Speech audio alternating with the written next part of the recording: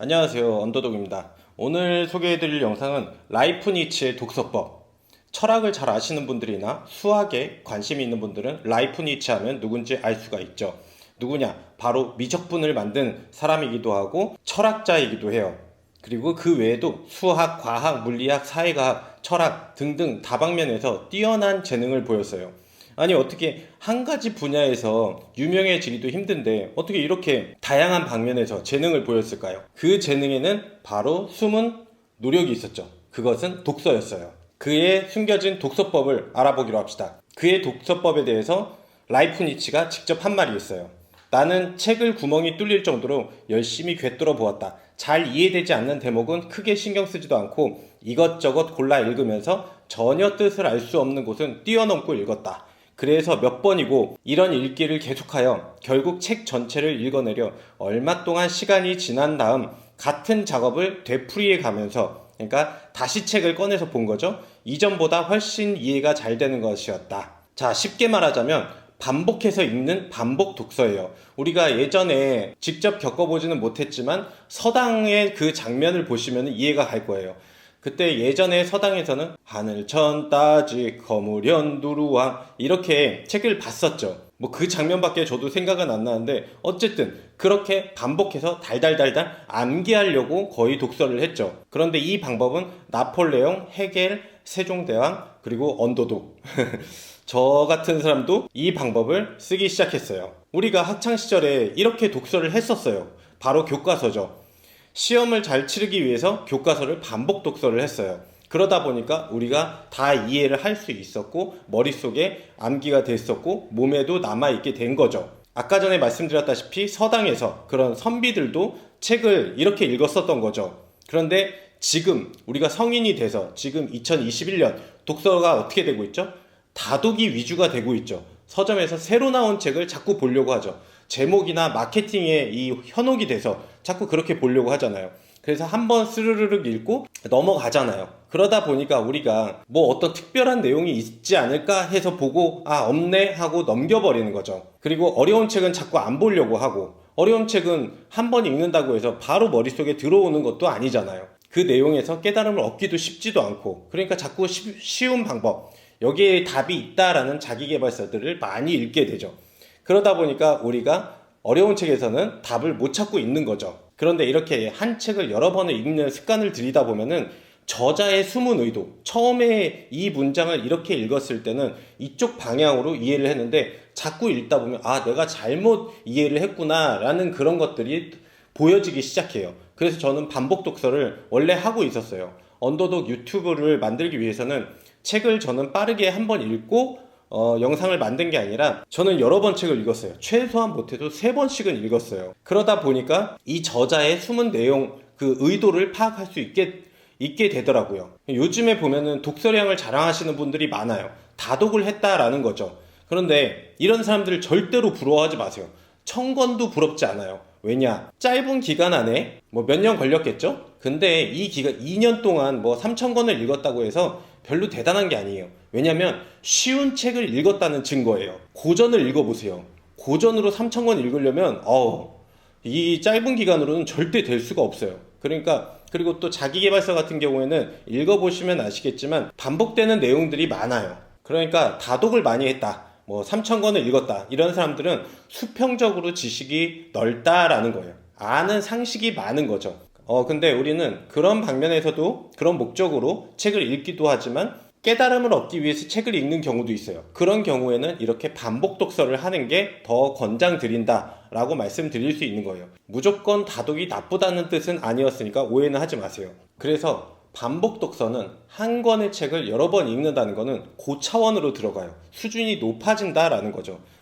기본 전제 조건으로는 책이 우선은 좋아야 된다라는 게 기본 전제 조건이겠죠. 어쨌든 그렇게 깨달음을 얻기 위해서 책을 본다면 깊이, 예를 들어서 에크하르 톨레 같은 그런 분들의 책, 인문학 책, 쉬운 예로 뭐 그리스 신화 이런 것들 같은 경우에는 한 번 읽어서 될 책들이 아니에요. 그 의미를 한 번 읽어서는 파악할 수가 없어요.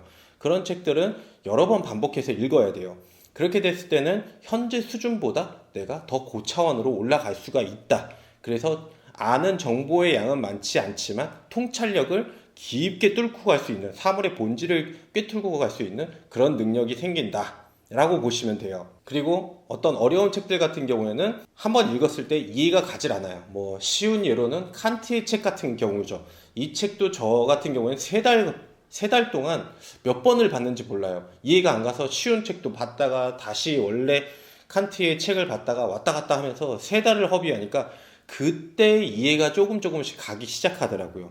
그때 필요한 게 반복 독서예요. 책을 통해서 사람은 깨달음을 얻고, 지혜죠, 지혜.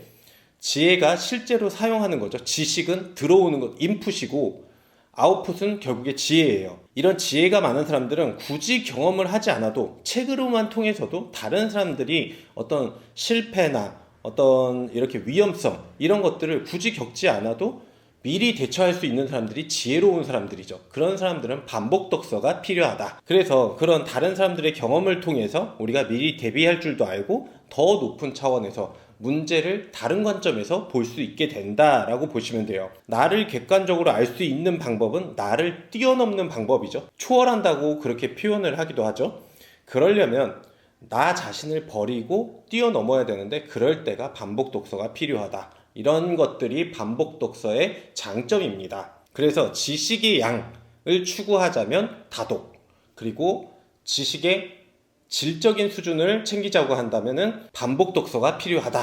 그래서 이건 제 주관적인 생각인데 저도 그래요. 솔직히 인터넷 서점을 자꾸 보다 보면, 인스타그램을 보다 보면은 자꾸 이 같은 시대, 동시대에 나온 작가들이 쓴 그런 책들이 마케팅을 잘하고 제목도 잘 쓰고 표지도 이쁘게 해서 너무 호기심을 끌게 만들어요. 그래서 자꾸 사는데 진짜 그 유혹을 견디기가 힘든데 참아내야 됩니다. 그래서 신간은 좀 자주 보지 마세요.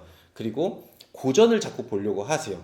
그리고 정 끌린다 싶으면은, 신간이 정 끌린다 싶으면은 그때 가서 서점에 가서 그때 한번 좀 훑어보고 정말 괜찮은 책인지 한번 보셔야 되는 거고요.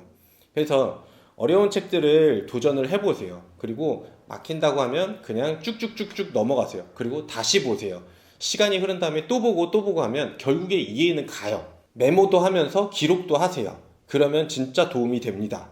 그리고 상당 시간이 흐른 후에는 우리 인식이, 우리의 의식이 한층 더 고차원으로 발전했다는 것을 알 수가 있습니다. 그래서 이런 것들이 실제 생활에서는 뉴스를 봐도 전혀 다른 관점으로 보이고, 뉴스가 아무리 이쪽으로 곡해를 하고 왜곡을 한다고 해도 이쪽 숨겨진 면을 볼 수가 있게 되는 거죠. 그리고 일반적으로 사람들의 행동이 이해가 가기 시작합니다. 그런 것들이 진짜 반복 독서를 통해서 나오는 것들이에요. 자, 정리를 하겠습니다. 지식의 양이 아니라 지혜를 원한다면, 지혜는 실천적인 거예요. 지식은 실천적이지 못해요. 지식이 많다고 해서 지혜로운 건 아니에요. 지혜가 필요합니다. 우리가 살아갈 때는. 지식은 의사결정에 필요한 기초 데이터들을 말해요. 데이터가 많다고 좋은 판단을 내리는 건 아니에요. 빅데이터라고 해서 진실을 말하는 건 아니에요. 적합한 데이터가 무엇인지 선별을 해야 돼요. 여기서 어떤 데이터를 내가 골라내서 어떤 걸 비교해야 되는지, 이게 바로 지혜가 필요한 순간이죠. 부자가 되기 위해서는 지식이 많이 필요하지가 않아요. 왜냐?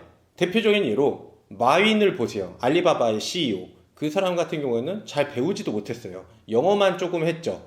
근데 그렇게 큰 부자가 됐죠. 그런 판단력이 중요해요. 지혜로운 거죠. 상황에 맞게 적합한 좋은 판단을 내리는 것이 더 중요하다. 이렇게 데이터를 조합하고 실전에 적용하는 게 바로 지혜이며, 이 지혜는 반복 독서를 통해서 향상이 된다라는 겁니다. 그래서 제 블로그에 자주 들어오셨던 분들은 뭐 이 내용 보셨을 거예요. 근데 어쨌든 저번 주에 원래 영상을 올렸어야 되는데 제가 못 올렸죠. 몸이 안 좋았어요. 그래서 좀 쉬었어요. 그리고 좀 늦게 올려서 지금 이제서야 좀 올리게 되니까 조금 감안을 해 주시고요. 오늘 영상은 여기까지 하고 다음 영상 또 기대해 주세요. 감사합니다. 바이바이.